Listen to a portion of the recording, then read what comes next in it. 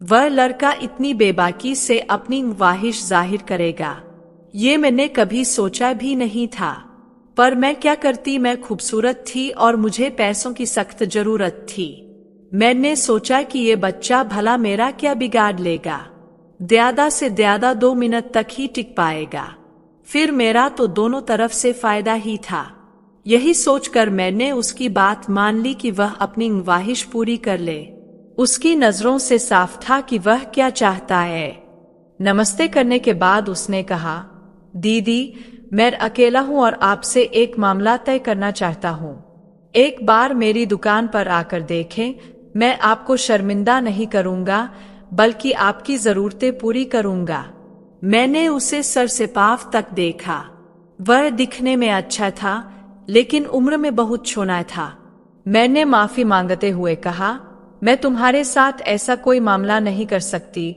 तुम अभी छोटे हो और मुझे नहीं लगता कि इन सब कामों के लिए तुम्हारी उम्र है। वह मुस्कुराया और बोला, दीदी मेरा 5 साल का तजुर्बा है।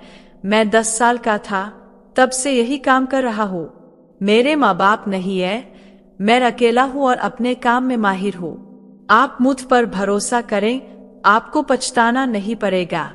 उसकी बात सुनकर मैं वाकई हैरान हो गई। मैंने उससे पूछा, तुम्हारे माँ बाप कहाँ है? उसने बताया, मैं तन्हा हूँ, मेरे माँ बाप नहीं है। पहले ठोकरें खाई, फिर यह काम शुरू किया और अब काम चल पड़ा है।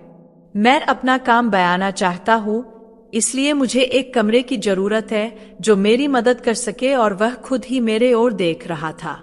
उसकी मदद से मुझे हर महीने कुछ पैसे मिल सकते थे जिससे मेरा गुजारा आसानी से हो सकता था। हालांकि यह भी ख्याल आया कि अगर वह वक्त पर पैसे न दे पाया तो मुश्किल हो जाएगी। पर वह सिर्फ 15 साल का था और मैं उसे आसानी से अपनी बात मनवा सकती थी। उसका नाम करण था। मैंने दुकान उसे किराए पर दे दी और वह कहने लगा, दीदी मैं दुकान में ही रहूंगा क्योंकि मेरे आगे पीछे कोई नहीं है। अब तक मैं सड़क पर काम करता था, अब यहाँ करूंगा। मुझे क्या एतराज हो सकता था? मैंने कहा, जो ठीक लगता है करो, बस मुझे वक्त पर पैसे दे देना। करण ने दुकान में महिलाओं के सामान की चीजें रख दी और उसका काम 2-3 दिन में ही चल निकला। दिन भर दुकान पर औरतों का आना जाना लगा रहता और रात को वह दुकान में ही सो जाता। दुकान पहले से खाली पड़ी थी और कुछ समय बाद अर्जुन से मेरी अच्छी बातचीत होने लगी। जब भी मैं कुछ ज्यादा पकाती तो उसे दुकान पर पहुंचा देती। दुकान और घर के बीच छोटा सा दरवाजा था। जरूरत पड़ने पर वह दरवाजा खोलकर उसे बातचीत भी कर लेती। धीरे धीरे हम दोनों के बीच नजदीकियां बढ़ने लगी। मैं तन्हा थी और करण का साथ मुझे सुकून देने लगा था। मेरे कोई बच्चे नहीं थे और मेरे पति राकेश को पैरालिसिस का अटैक हुआ था, जिसके बाद वे बिस्तर पर पड़ गए थे। घर का गुजारा मुश्किल से चल रहा था। कभी कभी कोई मदद के लिए पैसे दे जाता तो कभी कोई, और करण के आने से मेरी जिंदगी में रौनक लौट आई थी। अब मैं राकेश को अस्पताल ले जाना है, मेरे पास पैसे नहीं है। करण मेरी बातें सुनकर मुस्कुराया और बोला, तो दीदी बच्चा क्यों नहीं कर लेती, इसमें क्या परेशानी है? उसकी बात पर मैं मोहब्बत की शादी मजबूरी की शादी बन गई थी और मैं मजबूरी में ही राकेश का साथ निभा रही थी। करण ने शायद मेरे चेहरे के भाव पर लिए थे, मगर वह बात वही खत्म हो गई। उस दिन के बाद से मेरी जिंदगी में बहुत दुख है। करण ने मुझे से कहा, दीदी आपको परेशान होने की जरूरत नहीं है, मैं आपके साथ हूँ, जल्दी ही आपके सारे मसले खत्म हो जाएंगे। उसकी बात सुनकर मैं पांच मुस्कुराए उठी। इतनी कम उम्र में भी करण के अंदर हौसला था कि वह हर मुश्किल से लड़ सकता था। उसने 10 साल की उम्र में अपने माँ बाप को खो दिया था, लेकिन फिर भी दुनिया के मेले में गुम नहीं हुआ। उसने न सिर्फ अपनी जिंदगी का सफर जारी रखा, बल्कि मेरे पति राकेश की भी बहुत सेवा करने लगा था। मैं जब भी किसी काम से घर से निकलती, करण ही राकेश का ध्यान रखता और उनके पास बैठा रहता। उनके बीच क्या बातें होती थी मुझे पता नहीं था, पर जैसे ही मैं कमरे में आती, करण खामोश हो जाता।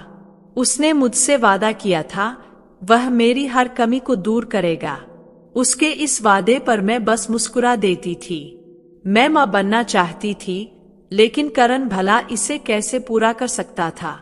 उसकी खुशी के लिए मैंने बस चेहरे पर मुस्कान सजा ली थी। कुछ ही दिन बाद मैंने अपने अंदर बदलाव महसूस किए। तबीयत ज्यादा खराब हुई तो करण ने खुद पैसे दिए और कहा, दीदी डॉक्टर को दिखा दो। उसके कहने पर मैं डॉक्टर के पास चली गई और वहां जाकर जैसे मेरे पैरों तले जमीन खिसक गई। मुझे पता चला कि मैं प्रेग्नेंट हूं। ये कैसे मुमकिन था? राकेश में तो इतनी हिम्मत नहीं थे कि वे अब बाप बन सकें। मैं रिपोर्ट पकड़े थरथराते हाथों के साथ घर लौटी और डरते हुए जब ये बात राकेश को बताई तो उन्होंने मुस्कुरा कर कहा, हो सकता है कि मैं अब इस काबिल हो गया हूं। भगवान ने हमें ये खुशी दी है, इसे मुस्कुरा कर कबूल कर लो। राकेश की बात पर मैं हैरान रह गई। क्या वाकई मैं उनके बच्चे की मां बनने वाली थी? मुझे यकीन ही नहीं हो रहा था, क्योंकि राकेश की हालत में कोई बदलाव नहीं आया था। फिर भी मैंने इसे किस्मत का खेल समझकर मान लिया और अपना ख्याल रखने लगी। करण को भी यह बात पता चली तो वह भी बहुत खुश हुआ, जैसे उसके घर कोई खुशखबरी आई हो। वह जब भी फुर्सत में होता हमारे घर आ जाता और राकेश का ध्यान रखता। मेरी हालत के चलते वह मेरे छोटे मोटे काम भी खुद ही कर देता। मैं कभी अपने बच्चे की शक्ल देखती, कभी करण की, और फिर करण ने हंसते हुए कहा, दीदी आपने मुझे इतना ज्यादा देखा है कि आपका बच्चा भी मेरे जैसा लगने लगा है। कहते ऐस जो मां डिलीवरी के वक्त ज्यादा देखती है, बच्चा उसी पर जाता है। उसकी बात पर मैं शर्मिंदा भी हुई और हैरान भी कि इतनी कम उम्र में उसे इन बातों का भी मालूम था। मेरी गोद में बच्चा आ गया था और मैं बेहद खुश थी, लेकिन अब खर्चे भी पहले से ज्यादा हो गए थे। समझ नहीं आ रहा था कि यह सब कैसे संभालूं। तब करण ने ही मेरी मदद की और मेरे बच्चे के खर्चे के लिए पैसे देने लगा। उसने हमारी जिम्मेदारी अपने कंधों पर उठा ली थी। मैं उसे छोटे भाई की तरह चाहने लगी थी, क्योंकि उसकी वजह से ही हमारे हालात सुधर गए थे। जैसे ही मेरा बच्चा 6 महीने का हुआ, मुझे पता चला कि मैं फिर से प्रेग्नेंट हूँ। इस बार मैं और भी हैरान रह गई। इतनी जल्दी दोबारा कैसे हो गया था, जबकि मेरी शादी को इतने साल हो चुके थे और पहले कभी ऐसा नहीं हुआ था। मुझे डर लगने लगा कि मैं इतनी जल्दी दूसरे बच्चे की जिम्मेदारी कैसे उठाऊंगी। मेरा पहला बच्चा अभी बहुत छोटा था और राकेश की जिम्मेदारी भी थी। मेरी परेशानी देख राकेश ने मुझे समझाया, भगवान ने हमें यह खुशी दी है, इसे ठुकराना मत। जहां एक बच्चा आया है वही दूसरा भी आ जाएगा। राकेश की बात पर मैंने सिर झुका लिया। मैंने सोचा कि हमारी जिम्मेदारी करण के कंधों पर है, जो हमारा कुछ नहीं लगता, पर फिर भी वह सब कुछ कर रहा है। फिर मेरा दूसरा बच्चा भी इस दुनिया में आ गया। अब मैं 2 बच्चों में इतनी मसरूफ हो गई थी कि राकेश का ख्याल रखने की भी फुर्सत नहीं मिलती थी। करण ही उन्हें पूरी तरह संभालता था। वक्त बहुत तेजी से बीत रहा था और मेरा और करण का साथ इतना दोस्ताना हो गया था कि हम एक दूसरे से दिल की हर बात कहने लगे थे। मैं सारा दिन बच्चों के पीछे भागती और रात को थक कर गहरी नींद में सो जाती। करण अक्सर रात को मेरे बच्चों को सुला लेता। यह मेरे लिए हैरानी की बात थी। उसने मुझसे कभी शिकायत नहीं की कि बच्चे उसे तंग करते हैं। करण अब हमारे लिए गैर नहीं रहा था, बल्कि वह हमारे परिवार का हिस्सा बन गया था। उसकी मदद से मेरी जिंदगी पूरी तरह बदल गई और 3 बच्चों की मां बनने के बाद मैं अब पहले जैसी उदास नहीं रही थी। मेरा पूरा दिन बच्चों के साथ कैसे बीत जाता पता ही नहीं चलता था। राकेश की देखभाल में व्यस्त रहने के कारण मैं उन्हें नजरअंदाज कर चुकी थी। एक रात जब मेरे 3 बच्चे मुझे बहुत परेशान कर रहे थे, तब ही करण आ गया और कहने लगा, दीदी इन्हें मुझे दे दो और आप आराम से सो जाओ। मैं खुशी खुशी बच्चों को करण के हवाले कर दी। वो हमेशा की तरह मेरे लिए दूध लेकर आया और मेरी तरफ दूध का गिलास बयाते हुए कहा, दीदी अपना ख्याल रखा करो। मैंने उसका शुक्रिया अदा किया और दूध का गिलास पकड़ लिया। वो बच्चों को लेकर चला गया। इत्तिफाक से मेरे हाथ से दूध का गिलास फिसल कर टूट गया और मुझे कमरा साफ करना पड़ा। सफाई के बाद मैं बिस्तर पर लेट गई। थोड़ी देर बाद मुझे लगा जैसे कोई मेरे कमरे में मौजूद है। मेरी सांसें धंसी गई और मैंने महसूस किया कि कोई पास आ रहा है। अचानक मुझे लगा कि किसी ने मेरे करीब आकर मेरा फायदा उठाने की कोशिश की। मैं फौरन उठकर बैठ गई और चीखने चिल्लाने लगी। मेरी चीख की आवाज सुनकर राकेश की भी आंख खुल गई। मैंने जल्दी से कमरे की लाइट जलाई और जो देखा उससे मैं सनम गई। हमारे ही मोहल्ले का एक आदमी मेरे करीब आकर मुझे दबोचने की कोशिश करता था और पैसे ले लेता था और फिर यही पैसे आप लोगों पर खर्च कर देता था। राकेश भाई घर की तंगी से परेशान थे और जब उन्हें पता चला कि मैं ऐसा काम करता हूं तो उन्होंने खुद मुझे इजाजत दी मैं आपकी इज्जत का सौदा करूं। हर रात मैं ही आपका ग्राहक बनकर आता था और आपको बेहोश करके आपको इस्तेमाल करता था। करण भी दौड़ता हुआ कमरे में आ गया और उस आदमी को देखकर वह बोला, करण तूने तो कहा था कि ये बेहोश होगी और मैं आसानी से अपना काम कर सकता हूँ, लेकिन ये तो जाग रही है।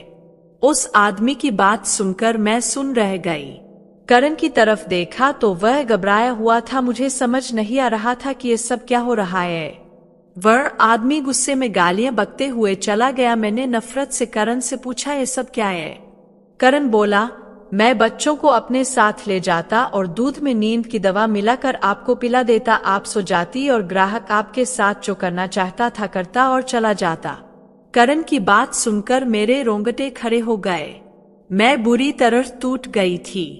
राकेश ऐसा कर सकता था, इसलिए जब मुझे पता चला कि करण किस तरह का काम करता है तो मैंने खुद उससे कहा कि हर रात तुम्हें किसी न किसी को बेच दिया करूं। मैं खुद नींद की दवाई लेकर सो जाता था ताकि मुझे कुछ पता न चले। करण किसी ग्राहक को लाता और फिर सुबह होने से पहले ग्राहक चला जाता।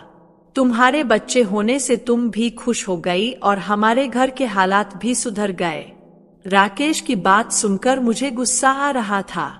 तुम्हारे आने से पहले हम ठीक थे और राकेश ने कभी ऐसा नहीं किया था। ये सब तुम्हारी सिखाई हुई बात है। मैंने करण को दुकान खाली करने को कहा और उसके हाथ से अपने बच्चे छीन लिए। मेरे 3 छोटे बच्चे थे जिनके पिता का मुझे कोई अता पता नहीं था। मुझे खुद पर अफसोस हो रहा था कि कैसे मैं उन दोनों मर्दों के हाथों बेवकूफ बन गई। राकेश और करण दोनों ही मेरे दोषी थे, लेकिन मैं मजबूरी में राकेश के साथ ही रहने लगी। करण दुकान छोड़कर चला गया और मैंने वहीं पर अपनी दुकान चला ली। मैंने अपने बच्चों को सीने से लगा लिया क्योंकि वह मेरे लिए सब कुछ थे। कृपया बताएं कि जो मेरे साथ हुआ क्या वह सही था? क्या मेरे पति को ऐसा करना चाहिए था? क्या किसी भी पति को अपनी पत्नी की इज्जत का सौदा करना चाहिए? मुझे अपनी राय दे। कहानी पसंद आई हो तो लाइक, सब्सक्राइब और शेयर करें।